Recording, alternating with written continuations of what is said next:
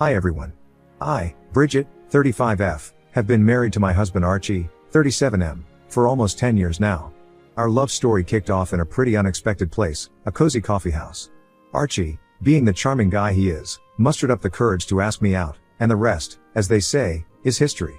Now, as for what we do, well, Archie's in sales, always been a smooth talker, which I guess explains how he won me over. And me? I work as a graphic designer, putting colors and shapes together to make things pop. Our dating life was pretty sweet, nothing too fancy, just a lot of laughs, late night talks, and occasional movie nights cuddled up on the couch. But here's the kicker, our wedding wasn't exactly your fairy tale affair. Nope, it was more of a whirlwind, shotgun style event. You see, not long after we started dating, surprise, surprise, I found out I was pregnant. Cue the panic mode. We were both pretty young and hadn't really thought about tying the knot just yet. But life has a funny way of throwing curveballs, right? So, there we were, faced with impending parenthood and the decision of what to do next.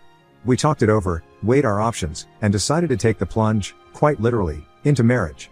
And let me tell you, planning a wedding in record time is no joke. We scrambled to organize a small ceremony, rounding up family and friends to witness our whirlwind union. But you know what? Despite the rush and the chaos, it felt right. Surrounded by loved ones, we exchanged vows, promising to stick by each other through thick and thin. And you know what else? Nobody seemed to bat an eye at the whole shotgun wedding thing. Our families were over the moon, showering us with love and support every step of the way. My folks and Archie's folks hit it off right from the start, which was such a relief. You never know how families are going to blend, but ours seemed to click instantly. It was like we'd all known each other for years, swapping stories and sharing laughs like old friends. Buckle up, because here comes the plot twist. After I gave birth to our daughter, things started to get a bit frosty with my mother-in-law, Ada, 65F. At first, I chalked it up to those pesky postpartum hormones wreaking havoc on my emotions. But as time went on, her chilly demeanor didn't thaw out one bit. It was like I'd suddenly become invisible to her.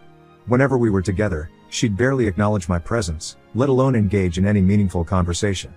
I'd try to strike up a chat, but it was like talking to a brick wall. Talk about awkward.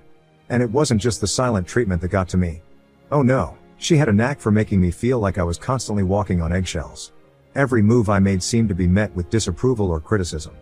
Take, for instance, the way she'd nitpick at my cooking. I'd spend hours slaving away in the kitchen, trying to whip up a tasty meal for the family, only to have her pick apart every dish with a laundry list of complaints. Too salty, too bland, too spicy, you name it, she'd find something to gripe about. And let's not even get started on her comments about my parenting skills. It seemed like she had an opinion on everything, from how I dressed the baby to how I handled bedtime routines. No matter what I did, it was never good enough in her eyes. But perhaps the most frustrating part was her constant comparisons between me and Archie's ex-girlfriends. Yep, you heard that right. It was like she had a highlight reel of all his past flames, and she wasn't shy about reminding me how they were so much better at this or that. I'd smile and nod, trying to brush off her comments, but inside, it felt like a punch to the gut every time.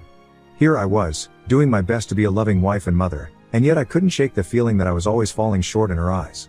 And don't even get me started on the passive-aggressive gifts she'd give me on special occasions. You know the ones, the not-so-subtle hints disguised as presents. Like the cookbook filled with recipes for dishes she knew I couldn't stand, or the parenting book that felt more like a critique of my mothering skills than a helpful guide. It got to the point where I dreaded family gatherings, knowing that I'd have to endure another round of her icy glares and backhanded compliments. But despite it all, I refused to let her negativity chip away at my self-esteem. I knew I was a good wife and mother, flaws and all. And while her approval would have been nice, I didn't need it to validate my worth. So, I focused on what truly mattered, my family, my happiness, and the love that Archie and I shared, shotgun wedding and all. However, things got even worse when I got pregnant with my second baby. So, picture this, I'm pregnant, Archie and I are knee-deep in some serious relationship problems, and to top it all off, Ada's chilly attitude is still going strong. Now, Archie and I had our fair share of disagreements, you know, the usual stuff that crops up when two people try to navigate life together. Archie and I might as well have been speaking different languages at times. I'd try to express my feelings, he'd clam up, and before we knew it, we were knee-deep in a game of emotional charades. We'd both been burned in past relationships, and those scars had a way of rearing their ugly heads when we least expected it. It's hard to let your guard down when you've been hurt before, but therapy helped us start to mend those broken pieces.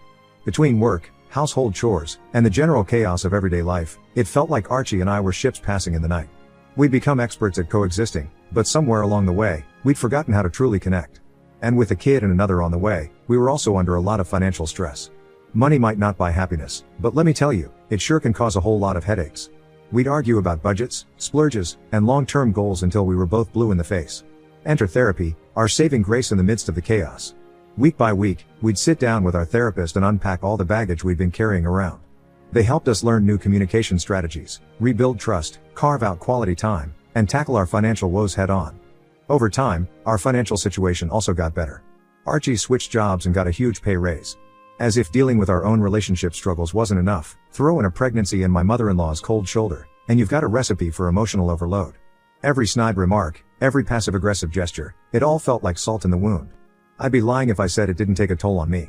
There were days when I felt like I was drowning in a sea of negativity, struggling to keep my head above water. And with another baby on the way, the pressure felt 10 times heavier. Even after I had another baby, she would come and talk to Archie and talk to the children, but be cold to me.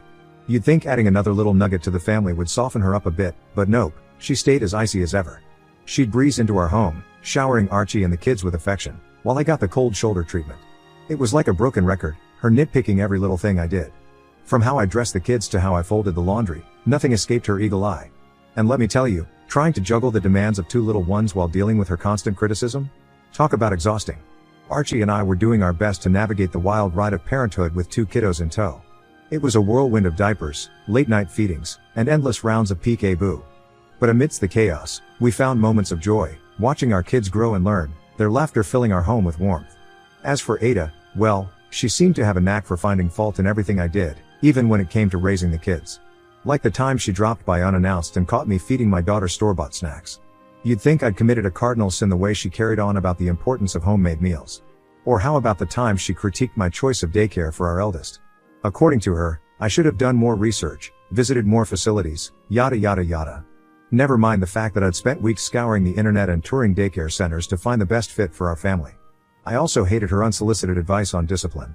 Every tantrum, every time out, she had an opinion on how I should handle it.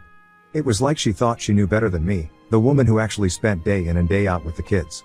But despite her constant interference, Archie and I were determined not to let her negativity affect our family dynamic. We leaned on each other for support, finding strength in our love and commitment to each other. And you know what? It made us stronger, and more resilient in the face of adversity. Everything took a surprising turn at my mother-in-law's 65th birthday bash, which went down just last weekend. Picture this, we're all dolled up, heading to the party, ready to celebrate this milestone moment. And let me tell you, I put some serious thought into her gift. Now, picking out a present for someone who's been less than warm and fuzzy towards you? Not exactly a walk in the park. But call me optimistic, I figured maybe, just maybe, this could be the olive branch we needed to thaw out the icy vibes between us. After much deliberation, I settled on a pair of stunning diamond earrings. They were similar to a set she'd had years ago but had unfortunately misplaced. I thought, hey, what better way to show her I care than with a thoughtful gift that harkens back to happier times. So, we roll up to the party, gift in hand, ready to make nice and put on a brave face. And you know what? Everything seemed to be going swimmingly. People were laughing, chatting, the whole shebang. I handed over my carefully chosen present, a smile plastered on my face, hoping against hope that this would be the olive branch we needed to mend fences. And for a fleeting moment, it seemed like maybe, just maybe, she actually liked it. But then, just as quickly as the moment came, it vanished. Her expression remained as inscrutable as ever, leaving me to wonder if I'd missed the mark once again. The rest of the party went off without a hitch, cake, candles, the whole 9 yards. But deep down, I couldn't shake the feeling that something was off. It was like a cloud looming over an otherwise sunny day, casting a shadow of doubt over my attempts to bridge the gap between us. However, just when I thought everything was going smoothly, I overheard my mother-in-law, Ada, talking to my sister-in-law about how I have the habit of showing off and that's why I gave her the diamond earrings. Her words cut deep, like a knife to the heart. She accused me of having this habit of showing off, implying that my gesture of giving her the diamond earrings was nothing more than a flashy attempt to win her favor. Ouch. I mean, talk about adding insult to injury. Here I was, trying to extend an olive branch, and she goes and twisted it into something ugly and malicious. It felt like a slap in the face, to be honest, like no matter what I did, it was never good enough for her. So, you can imagine the whirlwind of emotions swirling around inside me when I confronted her about it in the kitchen. My heart was pounding, my palms were sweaty, I was a nervous wreck, to say the least. But I couldn't just let her words slide. I needed to know, did she really think I was trying to show off? Was that how she saw me after all this time? It was like a dagger to the heart, hearing her words echo in my mind. And her response? Well, Let's just say it didn't exactly ease my troubled mind. She brushed it off, saying something about how giving her diamond earrings wasn't the smartest move considering our financial situation. Like that was supposed to make it better somehow. But I wasn't about to let her off the hook that easily. I pressed her, asking if she truly believed I had ulterior motives behind my gift. Did she think I was trying to buy her affection? To win her over with flashy baubles and empty gestures? Or was I just trying to win over my mother-in-law? She acted surprised, saying what I meant by saying win her over. Well, things went from bad to worse real quick during that kitchen confrontation. I mustered up the courage to lay it all out there, how her constant coldness towards me had been eating away at my soul. But instead of the heartfelt apology or understanding I was hoping for, I was met with a bombshell of accusations. I couldn't believe my ears when Ada hit me with the bombshell, accusing me of trapping her son, Archie. Like, excuse me? Trapping him how? Last time I checked, it takes two to tango, and Archie was just as much a part of this whirlwind romance as I was. I was floored, to say the least. Trapping him? What on earth was she talking about? I demanded answers, desperate to get to the bottom of this twisted tale she seemed to be spinning. She said she knows the truth. My mother, Jane, 63F, told her the truth long ago. I had no idea what she meant. So I pressed for more information. According to Ada, my mom spilled some sort of secret about our shotgun wedding, that I had supposedly baby-trapped Archie into marrying me by getting pregnant. And not just once, but twice. She accused me of purposely getting pregnant again when Archie and I were going through rough patches, just so he wouldn't leave me. I was floored, to say the least. It was like a punch to the gut, hearing such outrageous accusations coming from someone I thought I could trust. I mean, how could my own mother feed into such hurtful lies? And why would Ada even believe such nonsense? But despite the disbelief swirling inside me, I knew I had to set the record straight. I squared my shoulders, looked Ada straight in the eye, and told her, in no uncertain terms, that she was dead wrong. I told her how I never once manipulated or coerced Archie into marrying me. Heck, I didn't even bring up the topic of marriage after I found out I was pregnant that first time. It was Archie who made the decision to propose, not me. And as for getting pregnant again during rough patches in our relationship, that was nothing more than a cruel fabrication. Sure, Archie and I had our fair share of ups and downs, but never, not once did I resort to such manipulative tactics to keep him by my side. I could feel the anger bubbling up inside me, fueling my determination to set the record straight. I told Ada that if she wanted the truth, she could ask her own son. He would set her straight, no doubt about it. I called Archie to the kitchen and told him everything. Archie couldn't believe what he was hearing. He reassured Ada, telling her that I never pressured him into marriage, it was his decision all along. Heck, he'd made up his mind long before I even got pregnant that first time. It was a relief to have him by my side, backing me up with the truth. Ada's reaction? Well, let's just say she was eating humble pie. She realized her mistake, owned up to her misjudgment, and offered up a heartfelt apology for all those years of being cold and standoffish towards me. But even as she apologized, a knot formed in the pit of my stomach. Sure, it felt good to have her finally acknowledge her wrongs, but the damage had been done. Years of frostiness and hostility, all because of a lie spun by my own mother.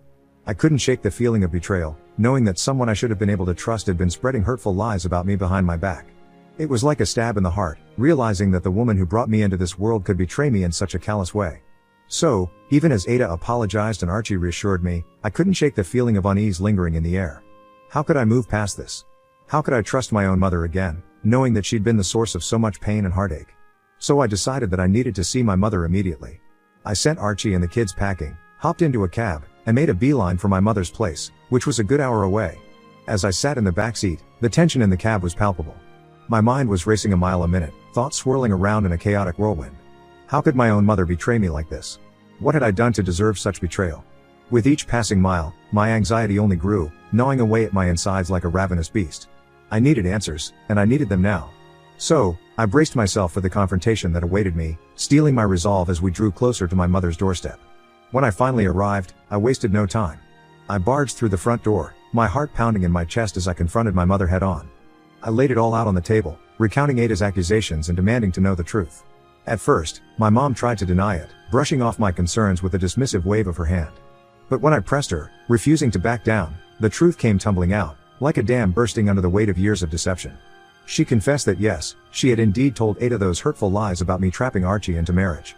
According to her twisted logic, Archie was too good for me, and the shotgun wedding was the only way I could ever hope to settle him down. I felt like the wind had been knocked out of me, the weight of her betrayal pressing down on me like a ton of bricks. How could she say such hurtful things about her own daughter? Didn't she realize the pain and anguish her words had caused? After my confrontation with my mother, it was clear that she wasn't sorry for what she'd done. She didn't even seem to grasp the gravity of her betrayal. It was like a slap in the face, realizing that the woman who was supposed to love and support me unconditionally could be so callous with my feelings. At that moment, I knew I had to draw the line. This was the last straw. Sure, we were never super close, but she was still my mother, and she had shattered my trust in the worst possible way. I told her point blank, I was done. Done with her lies, done with her deceit, done with the toxic cycle of hurt and betrayal. I made it crystal clear that I was cutting her off, that she would never get the chance to poison my life or my children's lives with her toxic presence.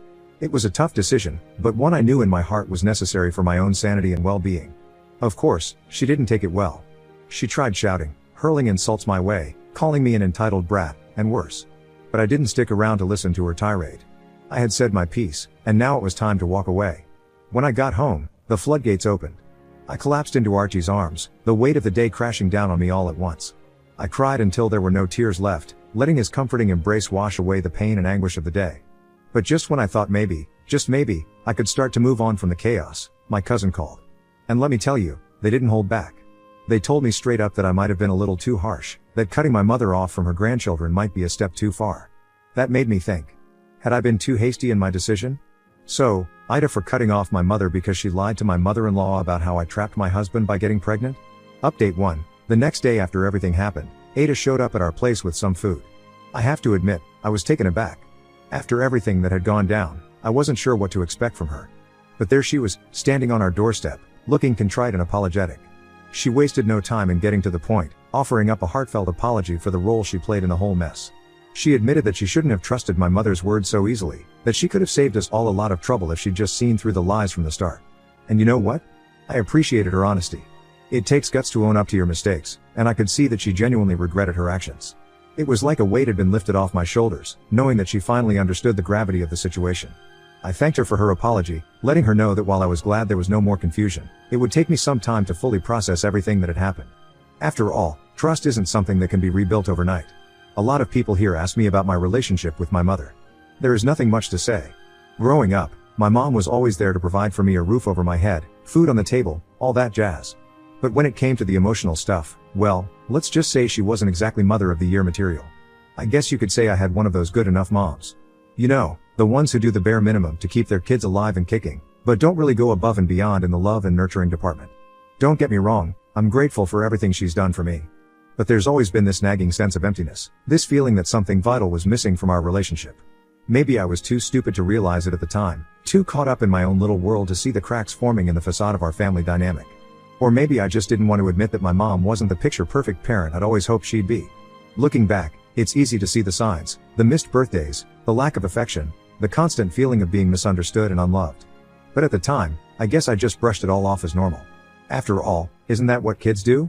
They make excuses for their parents and rationalize away their shortcomings because the alternative is too painful to bear. So, no, there wasn't anything specifically wrong or traumatizing about my relationship with my mother. It was more like a slow drip of disappointment, a gradual realization that the person who was supposed to love me unconditionally just couldn't quite measure up to my expectations. But I won't let my past define me. I won't let my relationship with my mother dictate my future. Because at the end of the day, I'm more than just the sum of my experiences. I'm a survivor and a fighter. Update 2. Hi guys. It's been a few weeks since my last update and boy do I have a big update for you guys. So, remember how I told you about Ada and my mom's little tete-a-tete? Well, turns out it sparked a full-blown showdown. You see, over the years, Ada and my mom had developed this weird sort of friendship. I guess they bonded over shared interests or something, I don't know. But the point is, Ada took what my mom said about me at face value because of their so-called friendship. Anyway, fast forward to a few days ago, and Ada decides she's had enough of the lies and deception. She marches right up to my mom outside the church, yes, you heard that right, outside the church, and lets her have it. From what I heard, it was like something out of a soap opera. There was yelling, finger-pointing, and maybe even a few choice words thrown in for good measure. Needless to say, it caused quite the scene, and pretty much everyone in our circle got wind of it. Now, you'd think my mom would be mortified, right? I mean, getting called out like that in public? Talk about embarrassing. But knowing her, she probably just brushed it off like it was no big deal. As for Ada, well, I think she felt pretty relieved to finally get everything off her chest. It was like a weight had been lifted, knowing that she'd stood up for me and set the record straight once and for all. But my mom wasn't going to take it well. She didn't call or text me after I confronted her. But she did start calling me after Ada humiliated her. Suddenly, my phone starts blowing up with voicemails from her, all angry, all blaming me for her newfound misery. She went on and on about how I was ruining her life, how none of her precious church friends would even look her way anymore. But you know what? Not once did she utter a single word of apology to me. Now, normally, I might have caved and called her back, tried to smooth things over like the dutiful daughter I'm supposed to be.